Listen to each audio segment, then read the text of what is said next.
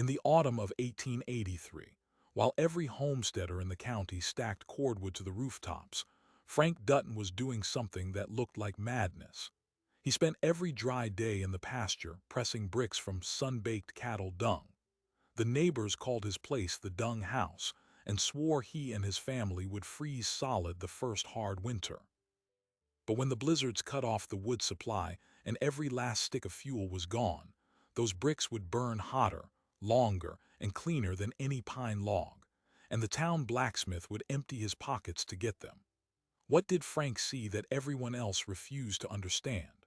Frank Dutton was a homesteader in the Dakota Territory, a man who'd weathered enough winters on the open prairie to know cordwood alone could not be trusted.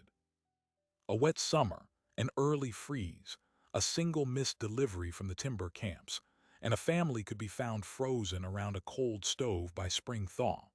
But his neighbors saw no precaution in the way he hauled buckets of manure into the sun. They saw a man broken by frontier life, trading his dignity for a barn floor's worth of fuel that would stink up his house and still leave him dead. What none of them realized was that Frank had uncovered an ancient secret, one that would not only keep his family alive, but would quietly remake the economy of the entire settlement before the snow melted. Frank Dutton hadn't come to the Dakota Territory to become a laughingstock. He came for the free land, for the promise of 160 acres under the Homestead Act, and for the chance to build something out of nothing. But by the autumn of 1883, nothing was exactly what his reputation had become. While every other settler in the county was hauling split pine and stacking it higher than their doorframes, Frank was spending every daylight hour kneeling in his pasture, surrounded by cattle droppings, straw, and wooden molds that looked like strange brickmakers.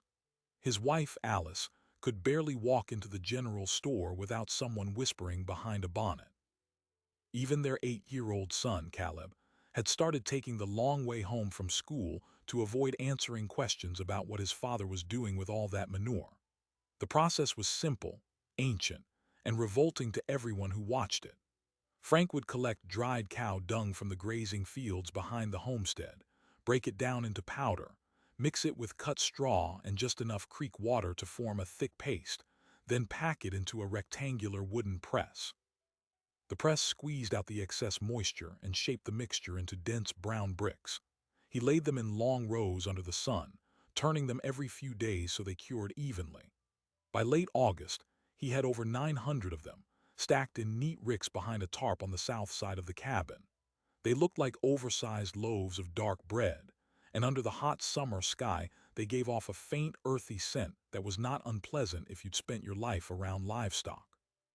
To Frank, it smelled like security. To his neighbor Silas McCready, it smelled like madness.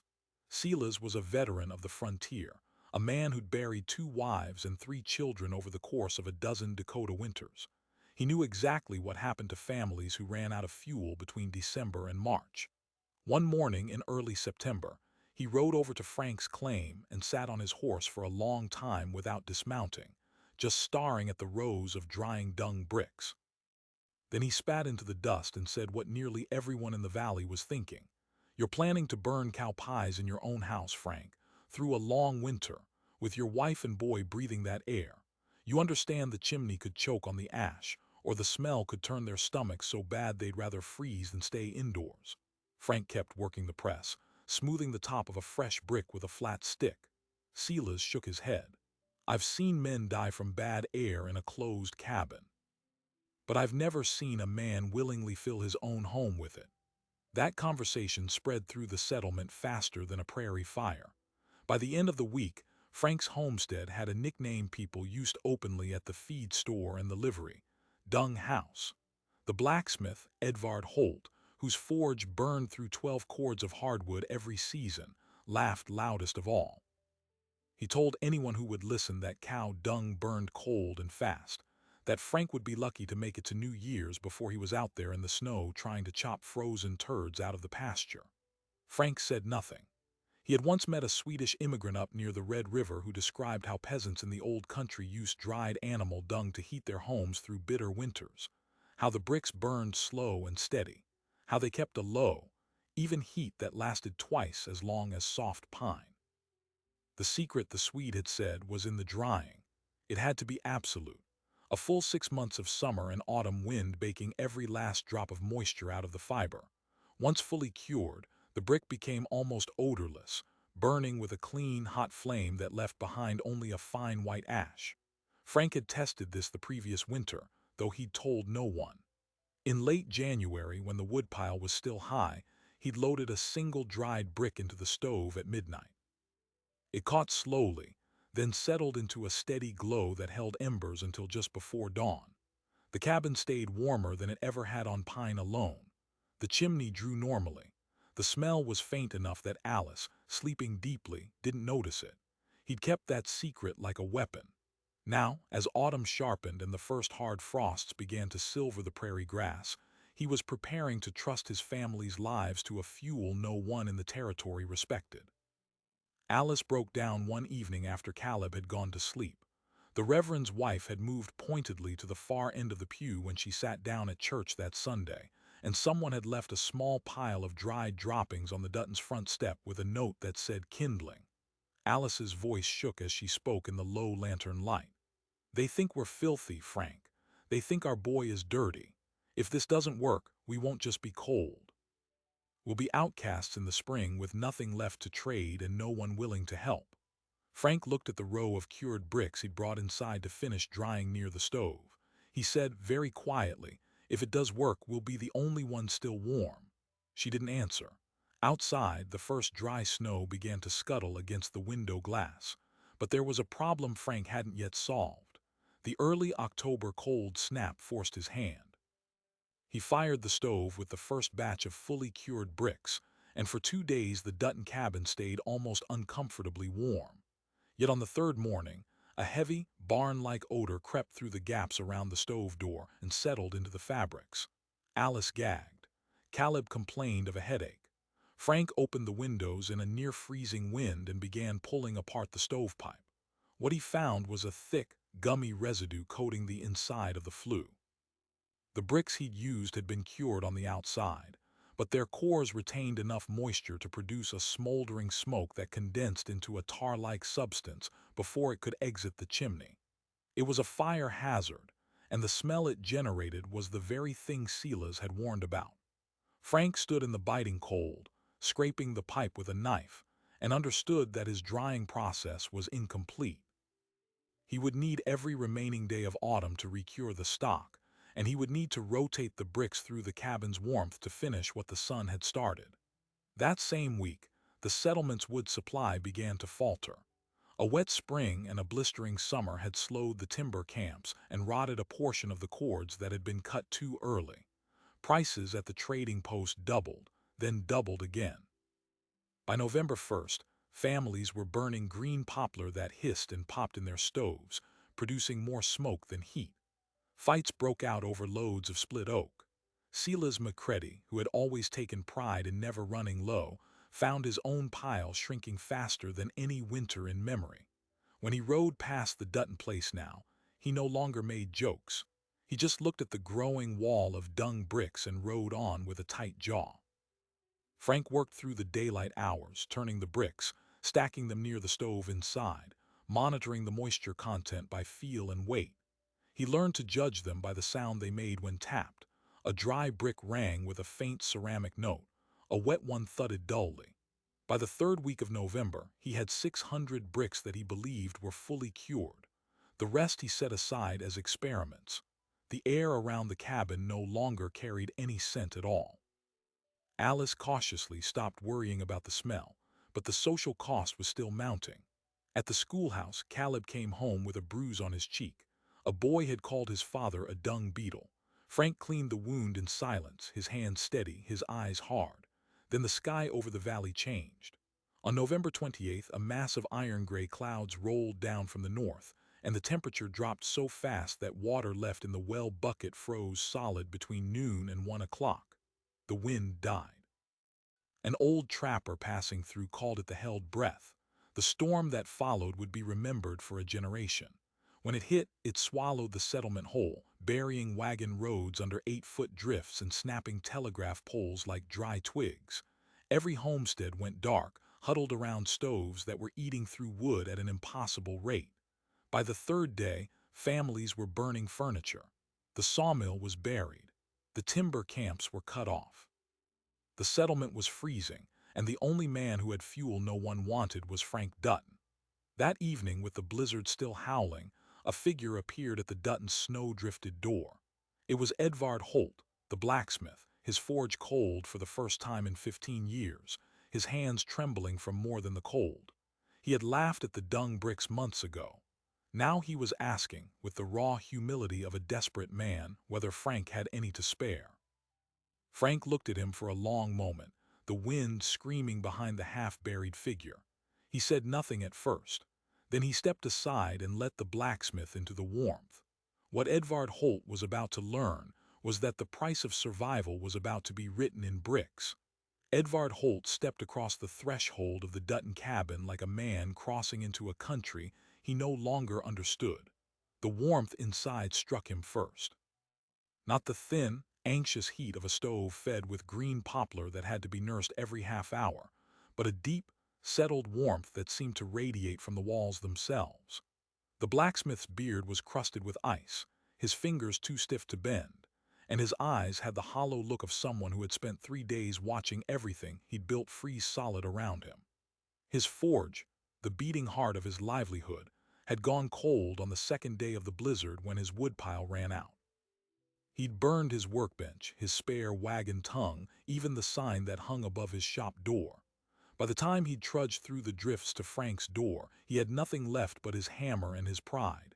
The hammer he still carried. The pride he'd left somewhere in the snow. Frank gestured toward a chair near the stove without speaking. Alice, wrapped in a heavy quilt, watched the blacksmith from the far side of the room. She had not forgotten the laughter at the feed store or the way Edvard had slapped his knee when someone called her husband the Dung Baron. But the woman looking at him now was not the same woman who'd lowered her eyes in church weeks earlier. The storm had changed something in her too. The cabin had stayed warm. The chimney had drawn clean. Her boy had slept through the worst of it. And the man who'd made all of that possible was now standing with his back to the blacksmith, calmly adding another dried brick to the stove. Edvard spoke first, his voice cracking from cold and disuse. "I came to see if you'd sell me some of your fuel." Frank closed the stove door and turned. The silence that followed was heavy, but not cruel. Frank was not the sort of man who enjoyed watching others crawl. He'd been humiliated too many times himself to take pleasure in revering the blade. But he was also a man who understood that respect on the frontier was written in transactions, not apologies. He named a price. It was higher than cordwood had ever been, even at the peak of the shortage, and it was payable not in the devalued paper script that passed for currency in the settlement, but in iron goods. A new stove plate, a set of hinges, a repair to the wagon axle come spring. Edvard didn't hesitate. He nodded once, and Frank began loading bricks into a grain sack. But Edvard didn't leave. His eyes kept drifting toward the stove, toward the steady, almost silent glow visible through the small mica window in the door. "I've got to know," he finally said. "How are they burning so clean? Cow dung is supposed to smoke like green timber and stink a man out of his own house." Frank walked him to the back storage area and showed him the ricks of bricks, each one dry and hard, stacked with careful air gaps. He explained the curing process, the months of sun, the final drying near the stove, the way moisture had to be driven out of the very center of the fiber until the brick became almost ceramic. Edvard knelt and lifted one in his hands, feeling its weight, its density. "This doesn't smell like anything," he said, half to himself. "It doesn't smell like anything at all." That moment marked the beginning of the shift. Edvard hauled the sack back through the drifts to his cold forge, and that night, for the first time since the blizzard struck, firelight flickered through the windows of Holt's smithy. The dung bricks caught slower than pine, but once they settled, they burned with a low, even heat that was actually superior for forge work. Pine and poplar flared hot and fast, forcing a blacksmith to constantly feed the fire and wait for temperatures to stabilize. But these bricks burned at a consistent heat for hours, a slow, penetrating warmth that kept the iron at working temperature without the wild fluctuations that could ruin a temper. Edvard worked through that night, not because he had orders to fill, but because he had to know. By dawn, he'd reforged 3 broken tools and patched a plow blade, all on a handful of bricks that had cost him nothing but a promise. Word of the forge fire traveled through the settlement by the next afternoon. The blizzard had finally broken, leaving behind a landscape of sculpted white drifts and a sky so pale it hurt to look at. Families emerged from their half-buried cabins, blinking in the harsh glare, and began the grim accounting of what they'd lost. Woodpiles were nearly gone. Furniture had been burned. Some had resorted to tearing down outbuildings for fuel. And in the middle of this frozen desperation, the rhythm of Edvard's hammer rang out across the valley, a sound that had no business existing in a settlement that was supposed to be dead. Silas Macready was among the first to investigate. He'd burned his last dry cord the previous night and had spent the morning trying to feed damp, half-frozen branches into a stove that refused to hold a flame. When he saw the smoke rising from the smithy, he assumed Edvard had found a hidden stash of good wood. He walked in without knocking and stopped cold. The forge fire was burning under a bed of pale, glowing bricks that looked like nothing he'd ever seen. The heat was steady and clean. The air inside the shop was warm without being stifling, and hanging from a peg near the bellows was the empty grain sack with the Dutton name stenciled on the side. "You burning Frank's cow pies?" Silas asked, the disbelief cutting through his usual gruffness. Edvard didn't look up from the horseshoe he was drawing. "They burn better than anything I've ever used. Hotter than pine, longer than oak, and no smoke to choke the flue. He's got the only fuel in the county, and I just bought a week's worth for the cost of some hardware." Silas left the smithy in a hurry. Within hours, a small line had formed at the Dutton door. These were not the same people who had laughed, but they remembered the laughter. Frank did, too. He sold his bricks fairly, but not cheaply. He took payment in items that would last beyond winter: salt pork, ammunition, wool blankets, a good milk cow, a note of credit at the general store guaranteed by the settlement's only remaining trader. Some paid in labor, promising days of work when spring finally broke. When the Reverend's wife appeared, the same woman who'd moved to the far end of the pew, Frank sold her 3 bricks and didn't mention church once. Alice noticed this and said nothing. She was beginning to understand that her husband's silence was not weakness. It was the patience of a man who'd known all along that winter would speak for him. But the real pivot came when Edvard Holt returned 3 days later. This time he was not desperate. He was calculating. He'd been running his forge on the dung bricks and had discovered something that went far beyond simple heat. The consistent, low-flame burn was perfect for the delicate work of tempering springs and sharpening blades, the kind of precision work that required steady heat over many hours. With wood, he'd always had to stop and restoke the fire, losing temperature and rhythm. With the bricks, he could work straight through a day without interruption. He'd already taken on jobs from 3 neighboring settlements whose smiths were still frozen out. And he had a proposal for Frank. "I want to buy your entire stock," Edvard said. "Every brick you've got. I'll pay you in iron and cash when spring trade opens, and in a share of every job I run through that forge until the thaw." Frank listened. Then he shook his head, not in refusal but in something more calculated. He wasn't going to sell everything. He'd keep enough to warm his own family and enough to serve as a reserve. But he would enter into an arrangement, a partnership, not a sale. Frank would supply Edvard with a steady stream of bricks, as many as he could spare, and in return, Edvard would keep the forge running as the hub of a new winter economy. Together, they would control the only source of industrial heat in the valley. The blacksmith extended his hand. Frank shook it. Alice heard the terms from the next room.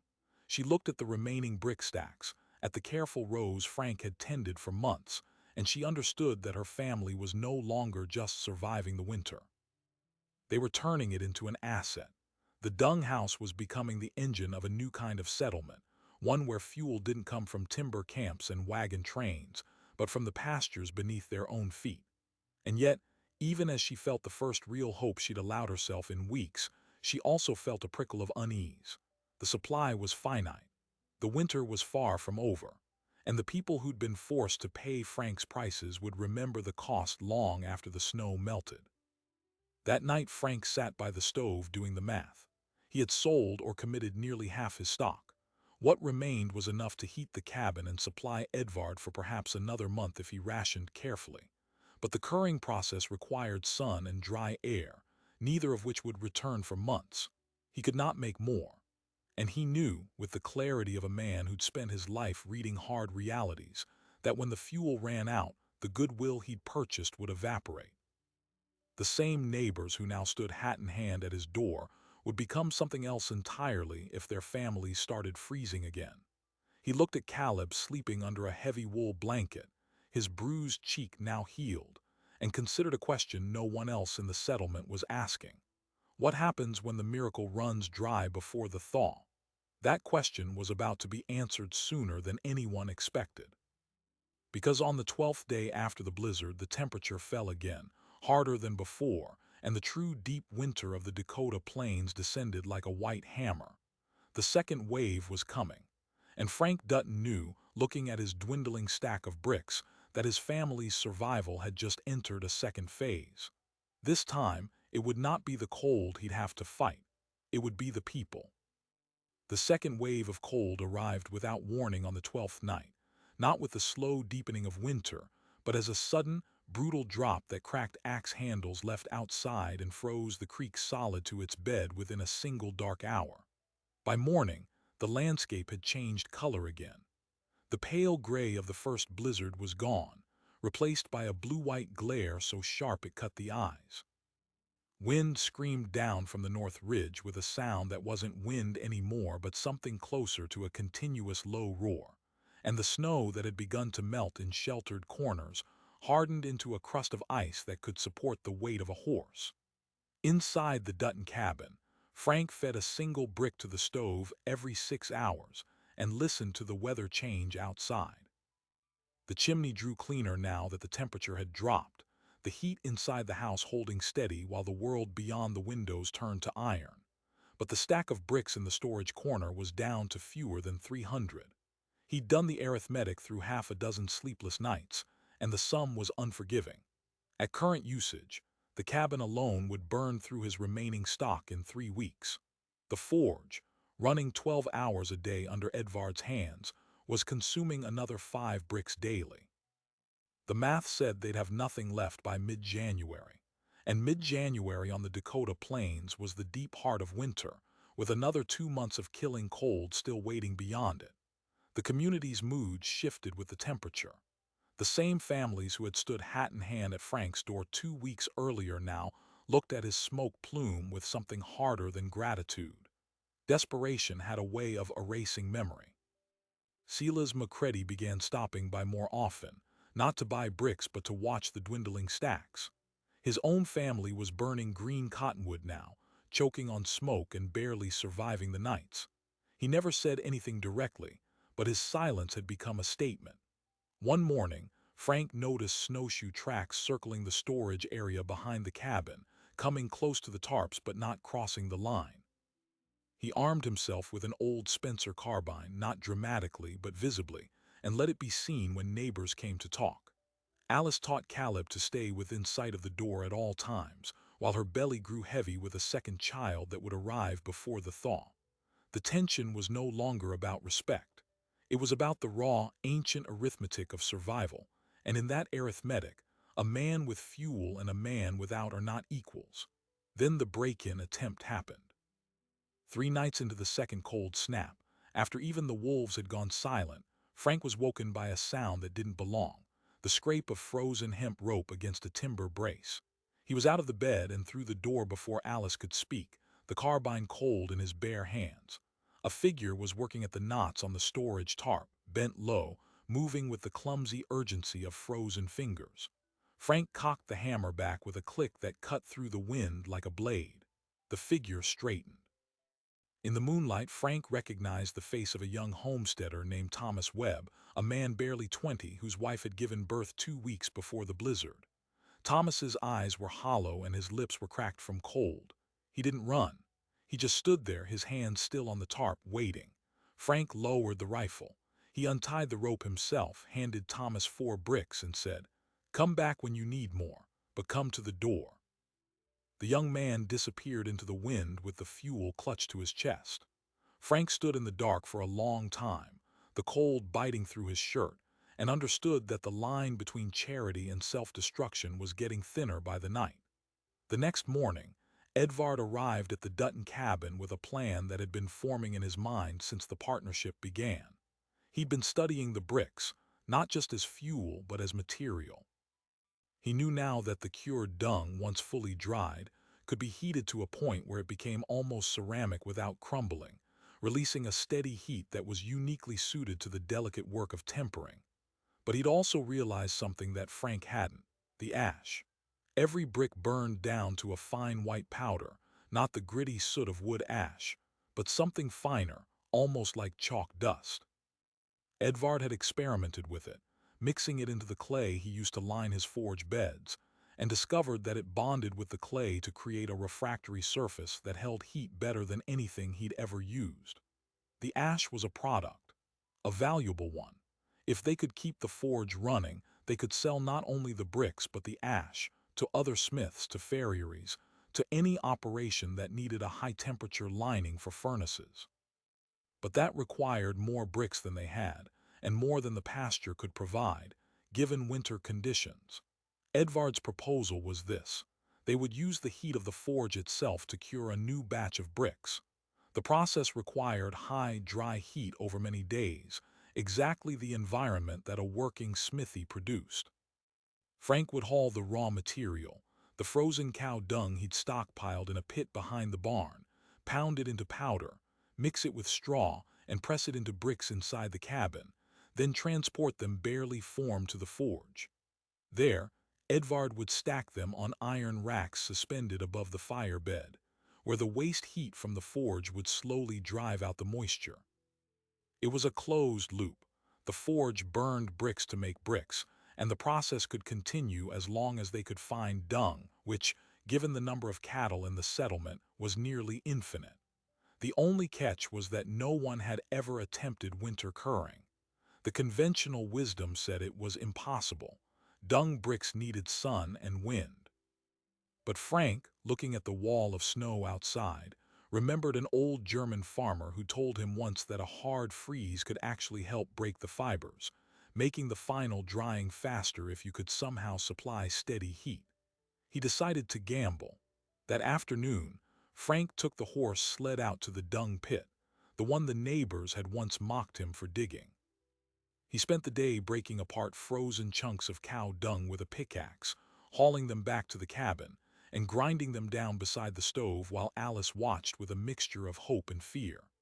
The smell of raw manure filled the cabin again, but this time no one complained.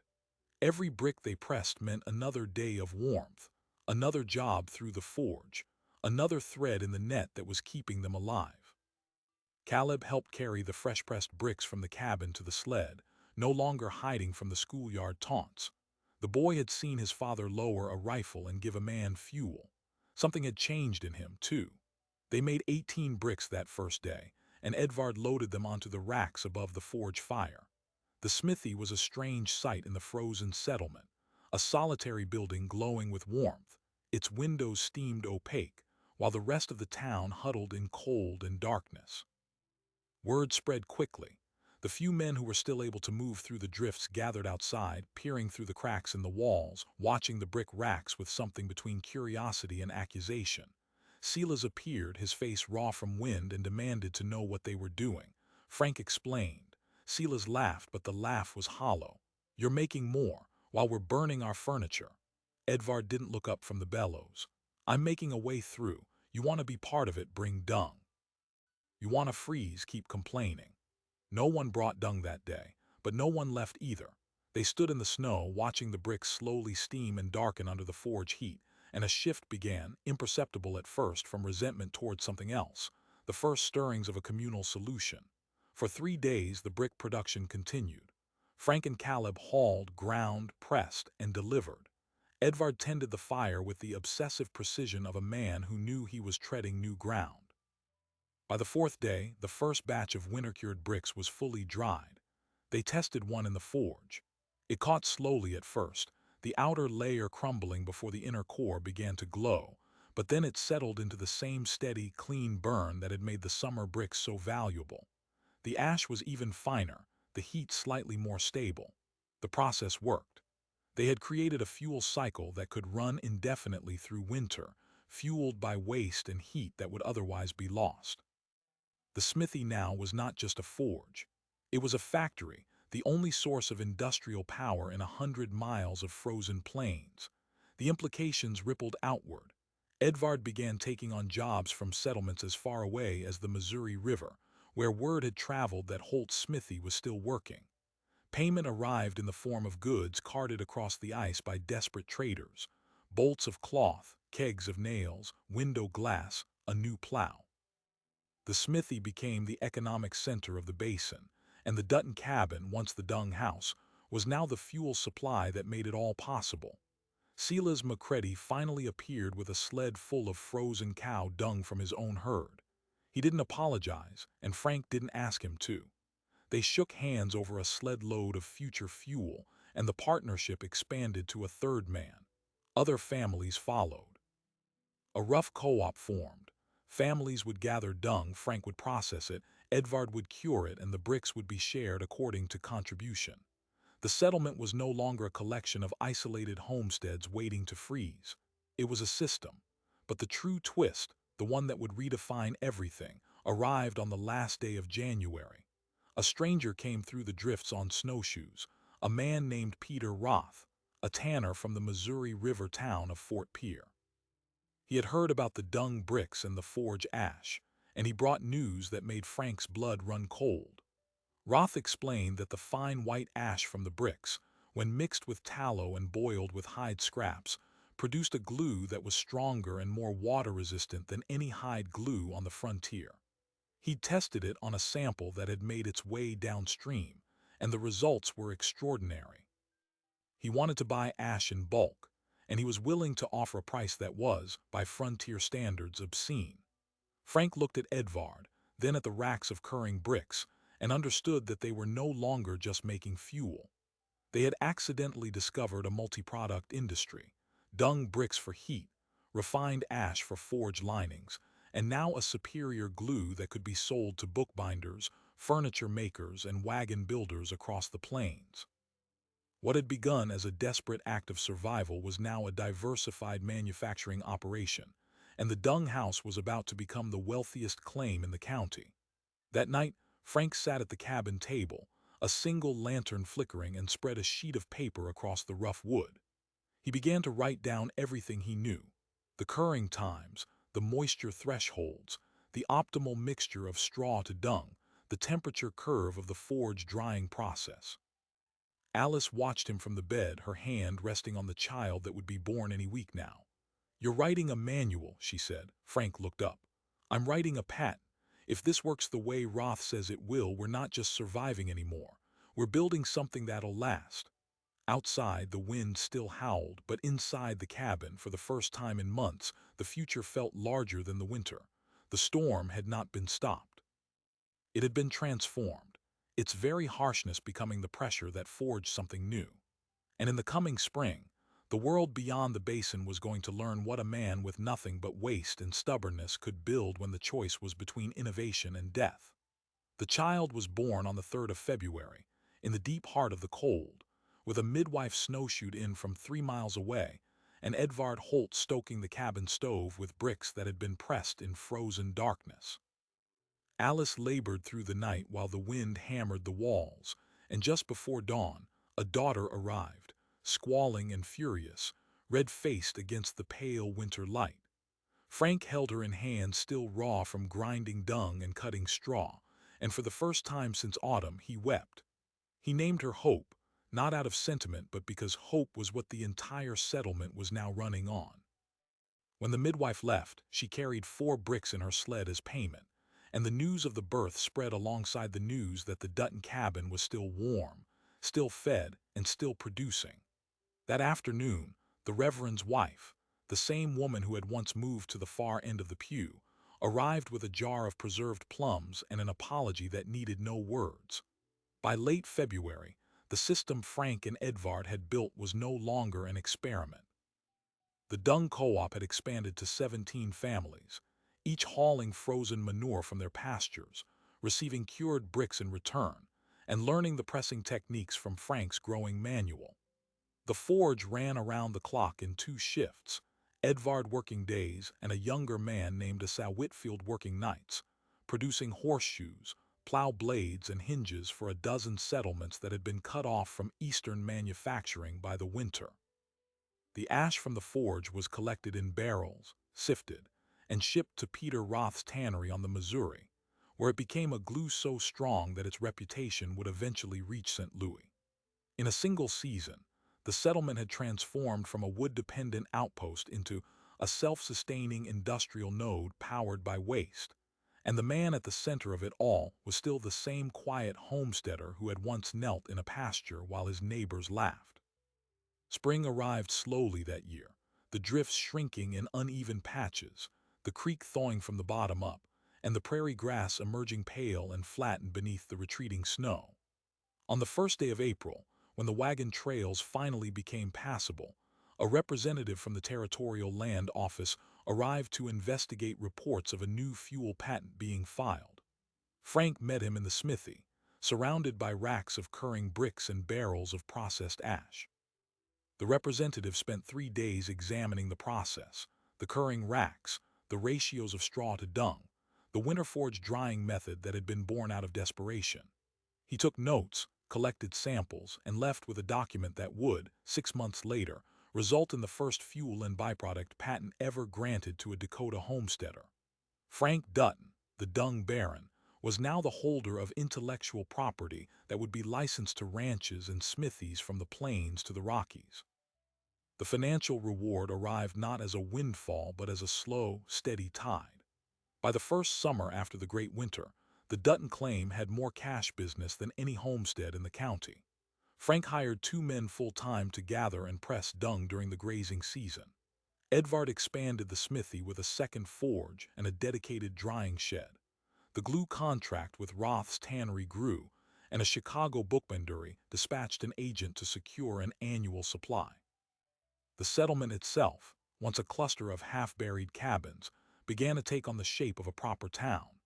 A general store opened, then a feed stable, then a schoolhouse where Caleb Dutton took his seat without ever again hearing the words dung beetle. The boy who had been bruised for his father's strange ideas now helped his father explain kiln temperatures and moisture percentages to visiting ranchers, his voice steady and his eyes sharp. But the legacy of that winter extended further than money. The technique Frank had perfected, the combination of long sun curing and rapid forge drying, became standard practice across the Northern Territories. The Dakota Fuel Brick Company, founded in 1885 with Frank as majority partner and Edvard as operations chief, employed 40 men by its 3rd year and shipped pressed dung bricks as far as the Canadian border. Cattle operations that had once seen manure as waste to be spread on fields now saw it as a secondary crop, and the economics of ranching shifted. A steer was no longer just a source of beef and hide. It was a fuel factory, producing enough dry dung in a season to warm a cabin for a week. The numbers Frank had once scribbled on a scrap of paper beside a lantern had become industry standards. The final surprising detail emerged years later, long after Frank had stopped pressing bricks with his own hands. In 1891, an agricultural chemist from the University of Minnesota tested soil samples from the Dutton pastures and found something remarkable. The fields where Frank had gathered dung for his original bricks, the fields he had scraped bare and left exposed to the curing sun, had developed a deep, dark topsoil unlike anything else in the basin. The process of removing the dried manure, it turned out, had accelerated the natural breakdown of organic matter into the soil, while the fine ash that drifted from the chimney each winter had settled over the land and altered its mineral composition. The Dung house pasture had become the most fertile ground in the county, producing wheat yields that doubled the regional average. Frank had not just turned waste into fuel. He had, without knowing it, been building topsoil for a decade. The chemist published a paper on the Dutton effect, and a new generation of prairie farmers began studying the alchemy of what had once been called madness. Silas Macready, the man who had warned Frank most harshly, died in the winter of 1892 of pneumonia. But he died in a warm house, heated by dung bricks he had learned to press himself, with a son who had taken over the family claim and expanded the cattle herd to supply the Dutton Fuel Brick Company.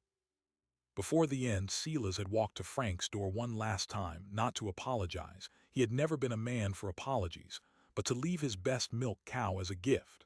Frank accepted it without ceremony, and the two men stood in silence for a long moment, looking at the snow fences around the pasture, the brick racks beside the smithy, and the town that had grown from frozen desperation. No words were needed. The proof was in the warmth. Alice lived to see her daughter Hope marry a blacksmith's son and move to Acclaim Downvalley, where she built a cottage with a stove designed specifically for dung bricks. Caleb eventually took over the company, expanding into peat and compressed sawdust fuels as the timber industry retreated westward. Frank himself grew old in the same cabin, the original dung house, its walls still sturdy and its chimney still clean. On winter evenings, he would sit by the stove with a grandchild on his knee and tell the story of the year the snow came early and the wood ran out, and the only thing standing between his family and a frozen grave was a pile of sun-dried cow droppings he had pressed with his own hands. The grandchildren never believed him, not fully, until he took them out to the pasture and showed them the old brick molds, still hanging on the wall of the shed, worn smooth from use.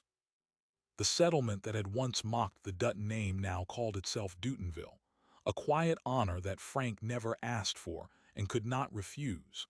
The smithy burned bricks for another 40 years, and the glue formula that Peter Roth had discovered became the standard for every bookbinder west of the Mississippi. By the time Frank passed, in 1907, his original patent had expired, his company had been sold and merged, and the technique of dung fuel production had spread across continents, finding its way back to the steppes and plateaus where it had been practiced for centuries before Frank ever pressed his first brick. The wheel had turned fully. The man who had been called a fool had simply been the first in his time and place to remember what the world's poor had always known, that nothing is waste if you are willing to see its second life.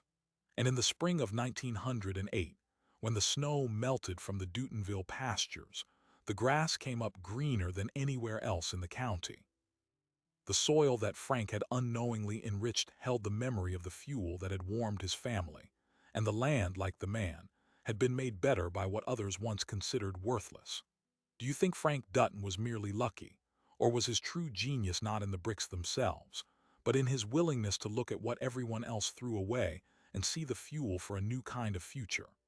The question of Frank Dutton's luck or genius is the kind of question that misses the point entirely. On the frontier, luck was simply the name people gave to preparation when they hadn't seen the work that went into it. Frank spent months kneeling in a pasture while his neighbors shook their heads. He studied the Swedish immigrant's story, tested bricks in secret, failed with wet cores, and started again. By the time the blizzard arrived, he had already survived a dozen smaller failures that no one else bothered to notice. The real innovation wasn't the dung itself. It was the willingness to look at something ordinary and see its hidden architecture, the moisture curve, the fiber structure, the way a cured brick behaves like a slow-release battery of heat. Most people saw waste. Frank saw a manufactured product waiting to be liberated. That same pattern plays out across every frontier story worth remembering. The pioneers who survived weren't necessarily the strongest or the richest. They were the ones who could look at a hostile landscape and read it like a text, who could see the blizzard not as an enemy but as a force that could be redirected, who could hold a piece of dried manure in their hand and understand that the difference between garbage and fuel is only a matter of processing. Frank Dutton didn't defeat nature. He collaborated with it in a language it already understood. The world has changed dramatically since 1883, but the principle has not. Every generation faces its own winters, its own shortages, its own moments when the obvious resources run dry and only the overlooked ones remain. The question is never whether the crisis will come, but whether we have someone like Frank among us, someone who has already done the unglamorous work of pressing bricks while the sun still shone. The Dung house was never just a house. It was a bet placed on a future that the neighbors couldn't yet see, and that bet paid out not only in warmth, but in a completely new way of seeing the world. If stories like Frank Dutton's resonate with you, if you believe that the most valuable ideas often come wrapped in the most humble packaging, then subscribe now. We tell the stories that history forgot, the ones that prove ingenuity is not a gift but a habit. Hit the bell and stay with us for the next chapter of Forgotten Frontier Wisdom.